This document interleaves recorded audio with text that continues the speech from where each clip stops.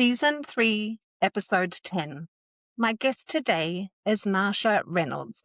She's a master coach and trainer, advancing the transformative power of coaching and heart-powered leadership.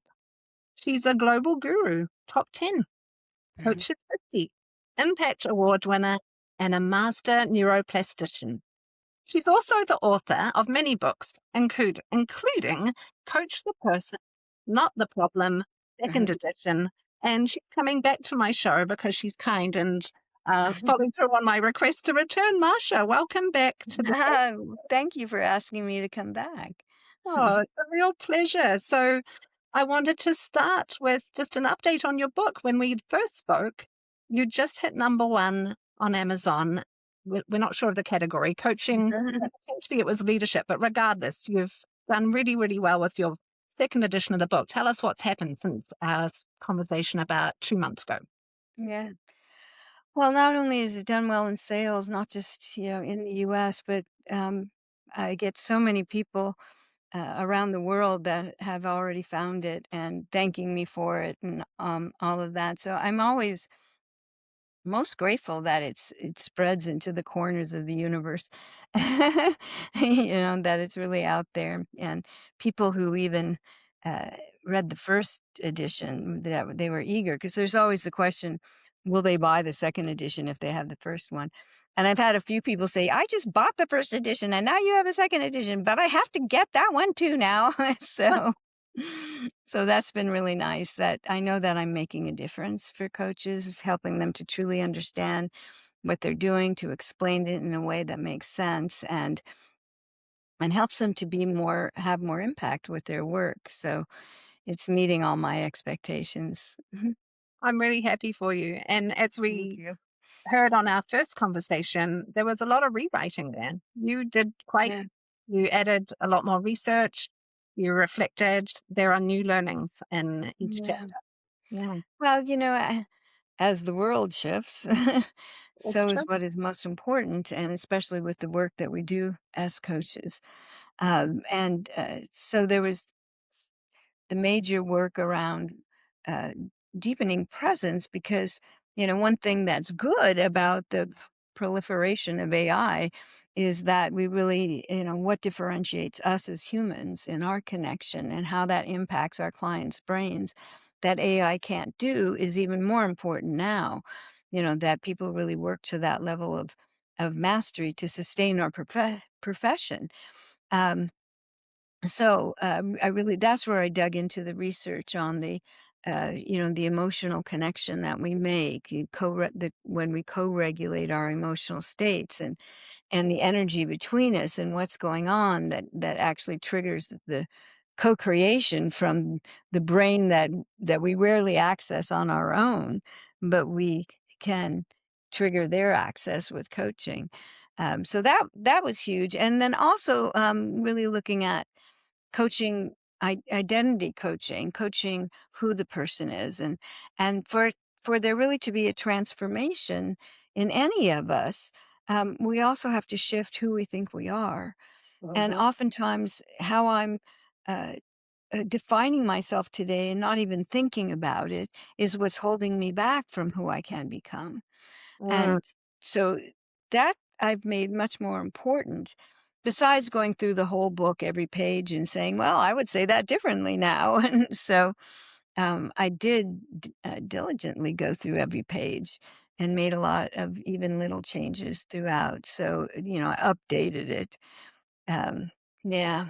well, and it Mhm. reads really well, and I like I love a lot about your books, and this particular one, I love Mhm. that so much of what you bring to coaches applies in business too. These are Mhm. techniques and approaches and mindsets that help anyone be present at a time when many are Yeah. distracted. And I did want to, there was a chapter I listened to today on Audible about rasa and just about listening well. Many Mhm. clients I coach struggle with listening, and we Mhm. know to center, we know to remove our distractions, but you had Mhm. some really specific flows there, including the rasa technique. Mhm. Tell me more Yeah. about the rasa technique. Well, Julian Treasure first came up with his receive. which is beyond listening. It's really receiving what people are saying with no judgment. So I take it in. And for me, reflecting then is offering back the key highlights of what you said without actually running it through my cognitive brain. I receive it and I offer it back. And so, what Treasure had said is receive, appreciate, which is the no judgment, just to accept this is where the person is right now. This is how they see it. There's no wrong or Mm, right to it. It's just their experience in the moment. And we're all on this journey trying to do the best we can with what we understand. And so we as coaches then maybe can take them just a little further on their journey, having a little bit more understanding that may give them a different perspective and options. So that receive, appreciate, and then summarize. And I really, really go deeply into that. What does that really mean for coaching? Because it doesn't mean to parrot back what they said, everything they said. It's really to listen in to hearing what are the key words that they're using. There's usually some emotion attached to a significant word or phrase, and mm, especially if they repeat it, like I really need to, find my drive again. I've been out for a while and I'm just not sure. It's uncomfortable going back, but that drive that I always had before is really important. And then by the third time they say drive, you say, okay, so to define drive to me, right, that yeah, that seems to be the most important thing you're grappling with. So we hear that. So we summarize key words and phrases and then ask the questions. And where I have gone even more about the questions at the beginning is, I ask my coaches, coach slowly. So spend time seeing what they see before you seek to discover what they want. Because as you mm, assume I don't know what you see. Even if it sounds like something I've experienced, I still don't know your experience. So if just and ask you you, what say do you mean by that? yeah, What is, tell me how often that's been happening. Is this something that's been occurring all your life or is it situational? I need to understand that as I ask those questions and clarify for me, they're clarifying for themselves. And they may be telling this one story for over and over and over, and then as I clarify, they're like, "Oh, yeah, well, maybe that isn't all that important anymore," they start to have an awareness just at the beginning, and once right, we clarify what they see and they're clear on what they see, then it's easy to say, "So what does it look like if you were to shift this or change this and have it be what you want?"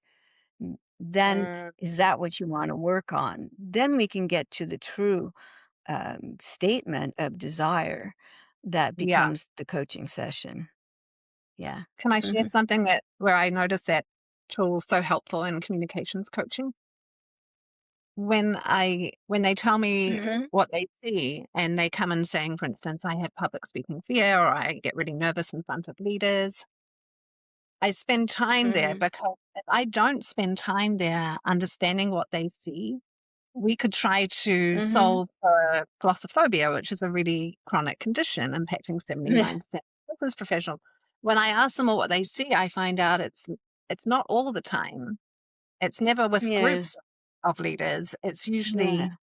It's usually in it's usually larger groups or it's specific moments in the conversation where Hmm. they feel that fear, which Hmm. makes it so much different actually for them. Yeah. And they actually feel more empowered. I notice Right. shoulders Yeah. a little bit Uh-huh. rising. It's not all the time. It's Yeah. certain It's just conditions bring certain the fear times. So is that what you want to work on those times? on. And there's so many throwaway things that, like that's really kind of, memes or jargon, like when they say, "Oh, I think I have imposter syndrome." Number one, not likely. A syndrome indicates a pathology. And the word syndrome, coming from psychology, it's like, no, it's not a syndrome. It's really just a fear of failure. So tell me what that means to you. So don't just Mhm. let them label, Okay. and, something that you've heard other people call it that. because it's different for different people, and the level of your fear of not being able to perform, or you're not good enough, or it's going to fail, is going to be different for every person. So just even exploring that and not saying, okay, so let's explore your imposter syndrome. Right, So right, yeah. right. What does that mean for you? Yeah. Yeah, Yeah, yeah. and how is it showing up? You Hmm. talk in the same chapter, Marcia, about in order to receive, we must prepare our minds. And Hmm. to receive well and to listen well, we need to prepare our minds. And you spoke of some lovely grounding techniques, encouraging us to start with just a minute a day, Hmm. just allowing Yeah. our thoughts to float. Hmm. I'm going Hmm. to start that today. I had different practices, but I liked this a lot. It's simple, it's pure, but I'm sure it's very, very potent. Start with a Hmm. minute, move to 5. You gave us some other lovely tools like have your hand on your tummy and Hmm. gently drum the That fingers. Yeah, yeah, your center, your point of strength, as they call it in many Eastern techniques.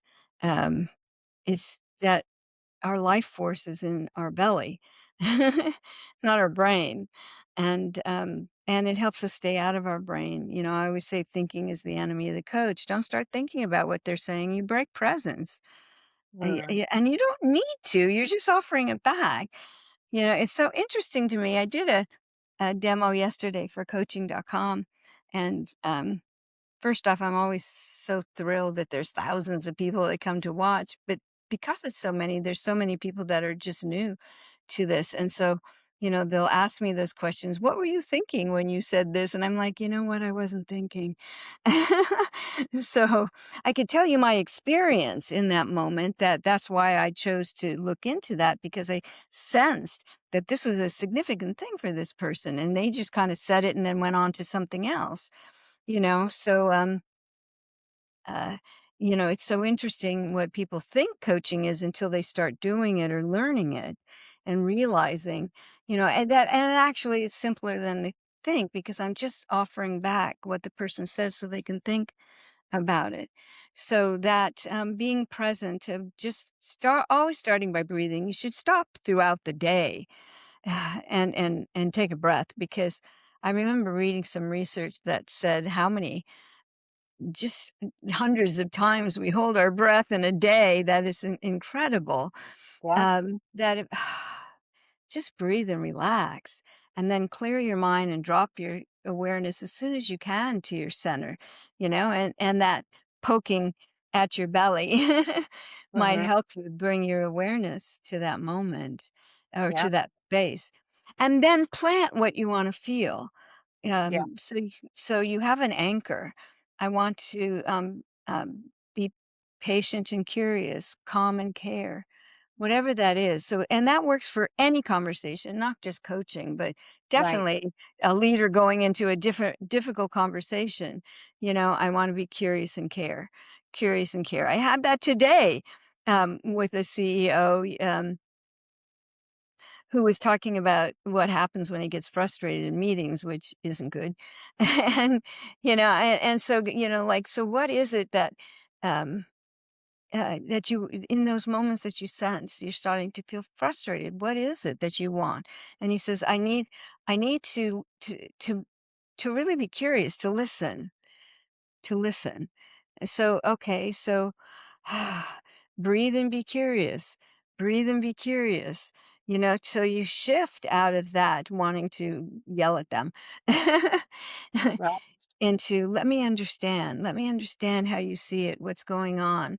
And are you willing to look at other ways that to make this work for us all mm, instead of where you are today?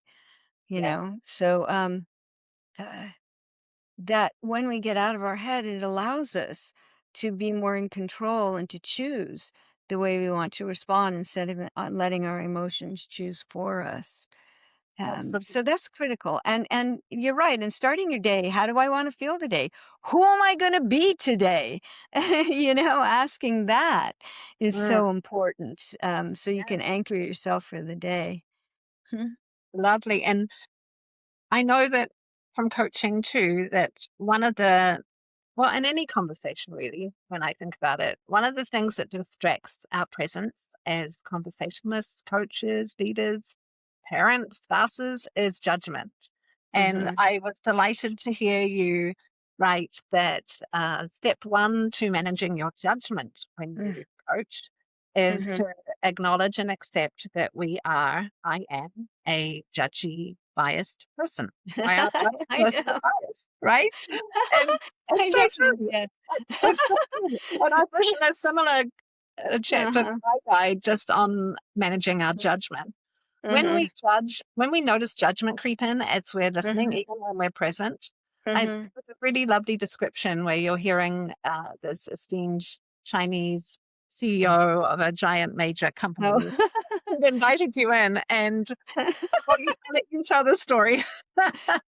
Well, actually, yeah, it was one of the first years I was teaching in China, and I've been teaching there now, what, 16 years?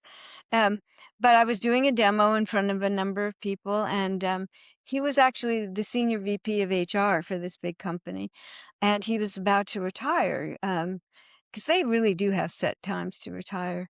And he was wondering what his next chapter would be and what could it be coaching, and I said, so what is it that you love about the job that you're doing now?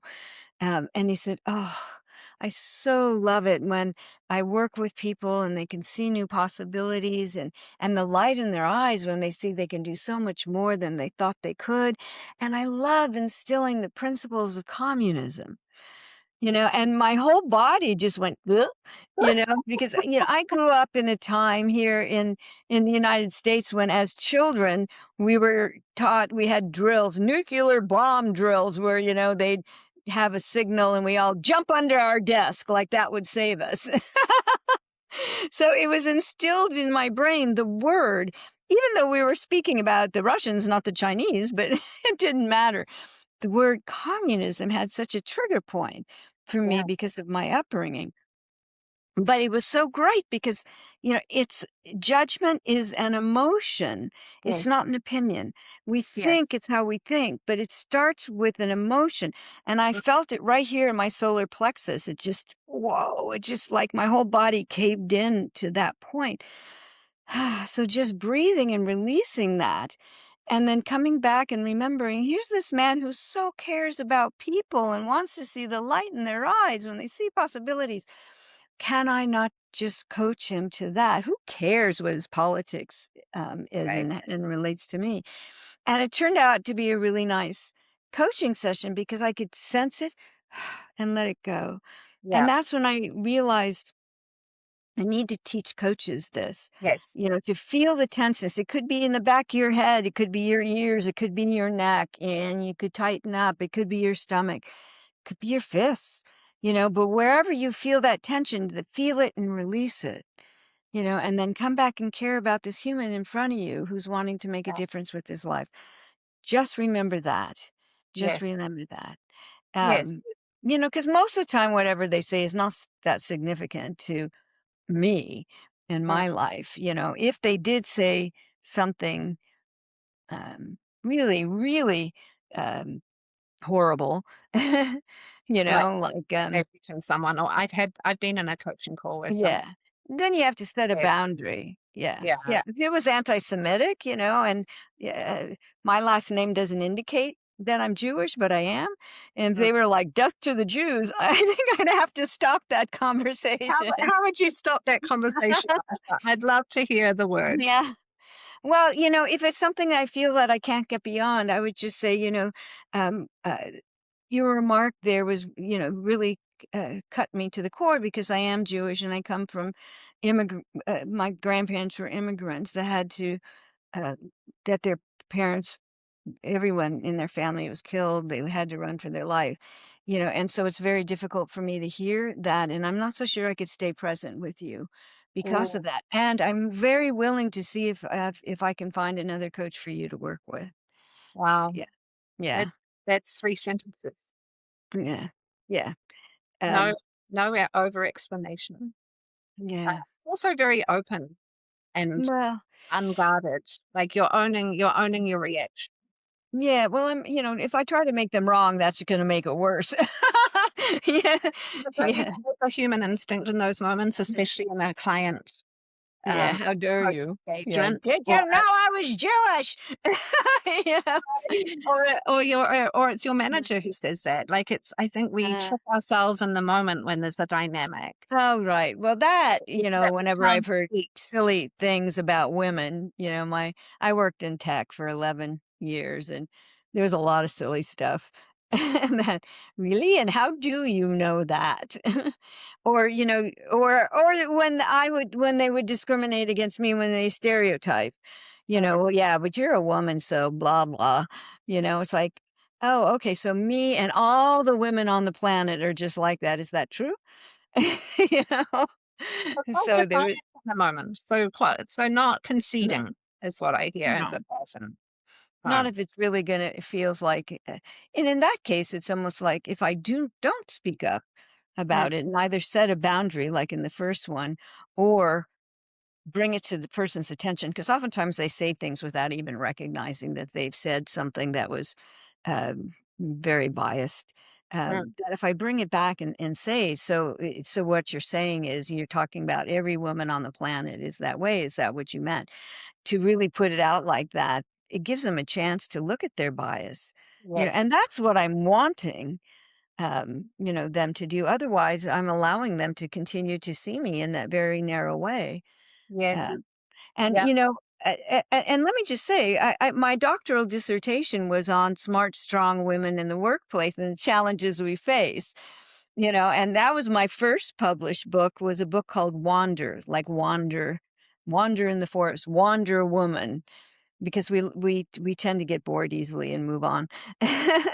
And I and at one point I said that we often, because we're often put into one definition of women, that we have to teach people who we are and how to treat us, um, uh, and to let them know that there's many types of women out there, and this is who I am, and this is what I need if you want to work well with me, and to yeah, have the courage to say that, how to set that boundary and to make your requests. And I yes, found, even though it's difficult at first, once you get into the hang of it, it's easy, you know? And when I would do that with my boss, he was always like, "Oh, oh," and even if he'd say to me, "Oh, you're just so sensitive," it didn't matter. It changed his behavior. I yeah, didn't care. I don't care if he called me names, like the mm, CEO did, called me names, but they change, They heard you and they just didn't like what they saw, and so they took it out on you. Fine, take it out on me, but you heard me and I yes. stated my truth. And at the end of the day, if we don't do that, then we feel we've given in, and that's not good either. So so I'm proud that I did that and irritated my boss to no end. Although he did I'm proud tell, too. I didn't even know you then, but I would have been proud too. I'm proud now. I love yeah. I love the language, and Mhm. I think from coaches, here's something. So I'm way newer to the industry than you, just Mm, on my 6th year. And I think something misguided came through my training. And that is no. the customer is always right, Oh, which is right. terrible. No one ever said those words. No Yeah. one ever said those words to me. But I think something about, maybe it's the New Zealander in me in the States. Maybe Oh, I, I but love New Zealand, yeah. I think there's like But this yeah, misguided idea that when you're in a coaching engagement, or yeah, when someone's paying for your services, or yeah, you're at yeah. work and your manager is um And your boss is your as boss, yes, boss, right. they're going to be the ones signing off on whether you promote and what Yeah, yeah, your performance review. There's yeah. this misguided idea, I think, in my mind and in the minds Uh-huh, of many of my clients who are uh-huh, foreign born, that uh-huh. you can speak up if you want, but it's a career suicide moment. Get ready to Yeah, go. Or you I don't think we learn, at least in New Zealand. I can't think of how I learned to stand my ground. I stand my mhm, ground. I've taught yeah. myself, but it wasn't something I learned. Yeah, yeah. Same here in a large part of the US though as Yeah. well, the being nice thing. But that's an interesting thing in coaching. Yeah. Oftentimes, our clients go to the worst case scenario. I Yeah, can't say that, I'll be fired. Um, if I do that, it's like you said, career suicide. And here's the question to ask. So, okay, so what if it is, what will you do next? that's what I do. That's what I Because ask. they And don't look beyond it. yeah, It's yeah, yeah, so how likely is that to happen? Usually I not ask. likely. But asking what will you do next, they're like, "Oh, well, I guess I'd go get a job." You know? Article and write my book. That's what they usually tell me. Or I Yeah, and would exactly. There is a next. Maybe it's the best thing, you know? So they don't look beyond that. Their fear doesn't allow them to. So we as a coach can just say, okay, great. Let's say your boss fires you. What will you then do? yeah. Oh, yay. I Yeah. love where this conversation's going, and I follow up just in I think we've got 5 more minutes, but Mhm. I would love to ask I've had a couple of scenarios in my career before coaching and in coaching where the person I'm coaching becomes belligerent and Mhm. starts to gaslight and get hostile and Mhm. criticize. It's happened not just to me, and in that consulting engagement, Mhm. someone I thought I knew very, very well brought me with her and hired me as a contractor. And only when she was my boss did I notice there was this Mhm. very combative communication style. Like a one-on-one would Mhm. be 30 minutes would be a scathing diatribe of all I'd done wrong. And Mhm. I'm not the only one to see this, Yeah. but even though I'm strong, I'm mentally fit, I'm a coach, I know how to self-regulate, I know about presence. I felt scared, and others I've coached have Mhm. felt scared. How do we stay Mhm. present when we feel Mhm. scared Mhm. and triggered, I Well, guess? I want to address the situation where not when it, there's two things that you mentioned when a client does that, or when we're faced with a colleague, a boss, Yeah, someone totally. else that does that. I had in my last job, I was actually my boss was so toxic. And I was working with a spiritual counselor, just to deal with all of this until I was ready to leave, and, um, she said to me, "You know, he's operating with the amount of light he has, but it's just Oh, his light is this big and your light is this big," and I'm like, "Yeah, my light's big," and then she says, "But you have the responsibility to model what big light looks like." And oh, oh my god, that cut me to the core and was oh, so fascinating because my next conversation with my boss was my performance review, where he was telling me all these terrible things that I do that I knew weren't true because he was yeah. talking about other people and what they're saying about me. And I know that was crazy talk. He was just like to beat me up.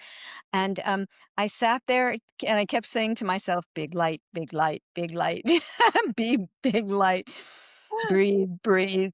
And, what was so fascinating was at the end, he went, "Wow, that went better than I thought," and it actually changed. It's like I took Aikido for 5 years, and that whole thing about, um, you invite the attack and don't get scared, just invite it, and then you can take their energy and throw them across the room. And so, you know Oh, yeah, so you cannot show any kind of fear or anger. You just, because then they keep coming at you, and then you're in charge of their energy. So, at the end he said that, and I'm thinking, yeah, right, whatever. But he quit fighting with me after that because I didn't feel the fire. I didn't put okay. anything into it. Either way, being afraid or being angry. I just big light, big light, big light, And so it really showed me if you don't fuel the fire or confirm them and allow them to believe they're more powerful than you by being afraid, you just stay. I am who I am. I know who I am, and it's okay. And I'm sorry for you for not knowing who you are that you have to do this. That's Hmm. There's some Yeah. lovely literature when I Googled how Marcia Reynolds would, deal with this, there was some lovely literature I found out, and one of the traits was ground, set intention, reflect, and then Mhm. define your boundaries on how you are willing to be Yeah. spoken to. tell me, Mhm. would it be more of the similar anecdote earlier, like that cut me to the core when you said that Yeah. If that it conversation? was really, um, m way, way conflict of my values, then I have to say something about it. If it's just my boss spouting off doing what he always does because and in all honesty, I believe he was threatened by me. I Mm. had more degrees than him. I actually had better relationships with the senior people than he did, and whatever. you know, then it's like, okay, well, let him be his, you know, little boy self. Ah, breathe through it, don't react, and maybe he'll back off, and which he did. And even when I said earlier, I mentioned the CEO yelling at me, he yelled at me, called me names. Um, uh, and then the next day I saw him, I had told him we were having a morale problem because we were actually growing too fast. And that really made him angry. And the next day he went, I went into the cafeteria and I asked all these people if they were happy working here, and they all told me yes. And I looked at him, I said, well, that was a valid study. Like how many people are going to tell the CEO, no, I hate it here. you know and he just looked at me and he walked off, and he ended up approving all the projects that I had presented to him that he was mad at me about. So again, don't put any fuel in the fire and see what happens. I think that's a great thing. In terms of a client getting belligerent, I only experienced that early on. um, when I wasn't really managing my energy as much, that I was still, as an early coach, thinking I have to ask these questions, I have to do this. And so I hadn't really connected with them well enough emotionally. Now that I do that better, that I come in and I am here for you. I care about you, and I want to help you get through this no matter what your experience is. And if you're belligerent, you're probably not mad at me, you're probably mad at yourself.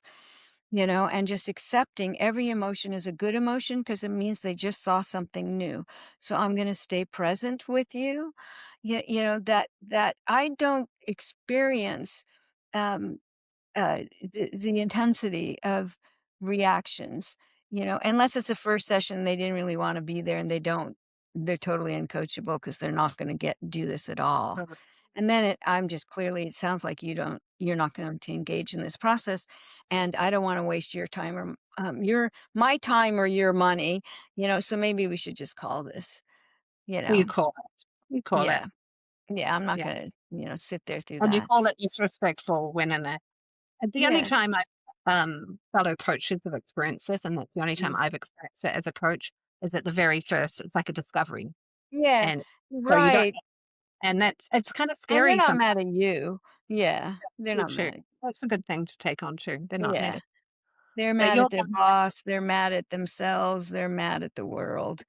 Yeah. Mm, Yeah. Well, I'm sorry you feel that way.